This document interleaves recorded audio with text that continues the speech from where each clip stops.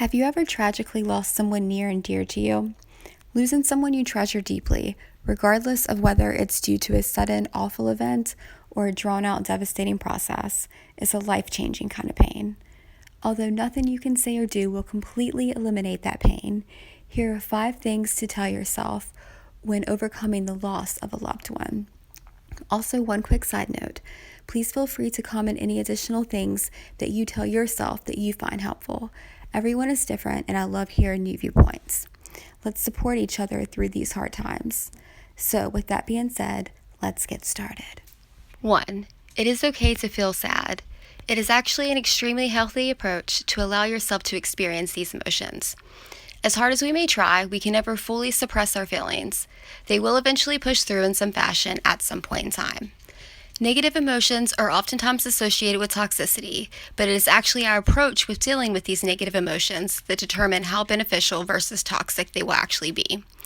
One of those approaches, as I just stated, is attempting to suppress those feelings. Trust me when I say that I've tried this for years with varying tragedies. I'm currently building myself back up and becoming stronger by the day, but I never wish to revisit the dark place that hiding from my emotions caused me to go. Another approach I've personally found very useful is thoroughly understanding the difference between feeling sad and being sad. Once we let the sadness overpower our being, it can easily overpower our life. That is when the vicious bouts of depression, especially if you are predisposed to such states, can quickly sneak up. As a little bonus, hopefully for you, but definitely for me, since I find it so therapeutic to write my own quotes, I've designed one for each point. For the following point, I wrote this. The fact that we can feel, even if it is painful, only proves that we are still living, not merely wandering. 2. There is growth in pain. Most people would agree that experiencing an extreme state of grief or pain is not pleasurable, yet oftentimes forget to seek the good that can come from it. With every situation we face, there are lessons and wisdom to be pulled. This is why it is so important to healthily explore those feelings, although it is oftentimes one of the toughest things to do. Don't merely question the negative aspects. For example, how could something this terrible happen to such a good person? The truth is, these are answers that we will never likely understand fully. Look at the situation from multiple viewpoints. Ask yourself questions like, how can I use what I've learned from this situation to become a better, stronger version of myself? How can I possibly utilize these tragic events in a way that is helpful to others? How can I prove to myself that no matter what life may throw at me, I can and will persevere? If we are able to balance our pain with the wisdom we can draw from it, we are given the opportunity to grow. Growth is one of the most beautiful aspects of life and should not be an opportunity that we deprive ourselves of having. For this point, I wrote the following quote, which sums it up rather well for me. There is beauty in growth, but there is also pain. Don't sacrifice your happiness because you're scared of a little rain. 3. It is also okay to be happy and to celebrate their life. We should not limit ourselves to only the grief that is experienced after their loss. What purpose do the good memories serve if we instantly discard them as soon as we lose someone? Yes, we may always be plagued by bad memories. Letting them cover our fond ones leaves us in a position where a healthy response to this loss is seemingly impossible.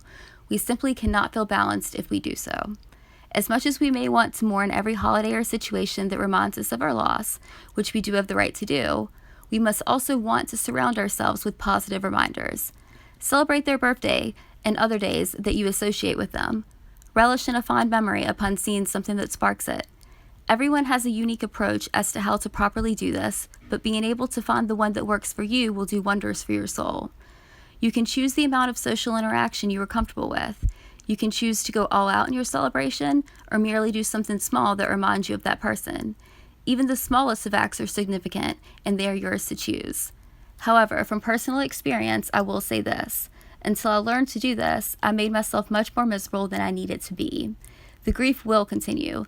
That is a seemingly unfortunate effect that you will oftentimes never rid yourself of. Why attempt to make it even worse by only allowing yourself to fester? The quote that I wrote that further drives this point home for me is the following. Their life is more than just their end circumstance. We must learn to treat it that way. 4. They are only physically gone. Yes, the fact that the physical life has been taken from someone is a very hard concept to fathom. However, this does not determine the ends of them and of the impact they left.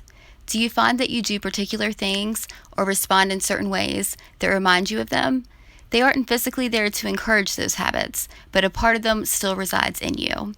Regardless of your religious beliefs, there is no denying that once someone is physically gone, there is still evidence that they were there, and they still live on in our memories. Taking it one step further, what I have found to be more soothing approach for my grieving stages is to break down the impact that they left on both me and the world. If I had to sum up the legacy they wished to leave behind, what would I say? Instead of merely saying those things, I tried to act on them. Since they are no longer physically there to continue spreading their contribution, I attempt to put my own little spin on how they impacted me. It may not bring them back physically, but it makes me feel as if they are still there in a certain capacity. It reminds me of the impact that they left on me and makes my heart smile. Losing someone dear to you, by deduction, means that the person left a lasting impact on you, and probably multiple others. We may not be able to fully control how long our body is alive, but we can control how we utilize that time we have to make an impact. I'll sum up this point with the following quote. The length of the legacy you leave is not determined by the length of your physical lifespan. 5, and I find this to be one of the most important things to tell yourself. Do not regret what did not happen. Yes, perhaps you think that you should have done this or you could have said that and it may have helped. Okay, there is no denying that consequences change as responses to situations do. There is also no denying that we can all likely think of times that we wish we could have responded differently. However, what we fail to remember is that, for better or worse, all actions change the course of events, even if slightly. We are not able to predict our own futures. If we could, we would likely find very few instances that we would actually go back and change. Therefore, we cannot, with full confidence, say that we should have done things differently. We may think it would have given us more of a peace of mind, but how can we really be so sure? Just as we cannot predict our futures, we also cannot predict them under certain different circumstances. If the mindset is not in a good place, happiness and acceptance literally are not possible. It is easy to forget that and to instead place part of the hurt on our own conscience, but this leads to nothing but more heartache. Instead of focusing on what could have been, we should instead focus on what can be. How can this situation make us more wise, more mentally strong, and more in tune with our future selves? How can they help shape our future selves? We cannot change the past, but we can change our future. What's done is done. Take the same advice you would give a good friend in your situation and use it on yourself. From personal experience, I have found that there seemed to be no chance of any recovery or acceptance from the tragedy until I fully accepted and embraced this point. To sum up this point, I wrote the following quote. If we cannot go back in time physically, why are so many of us obsessed with doing so mentally?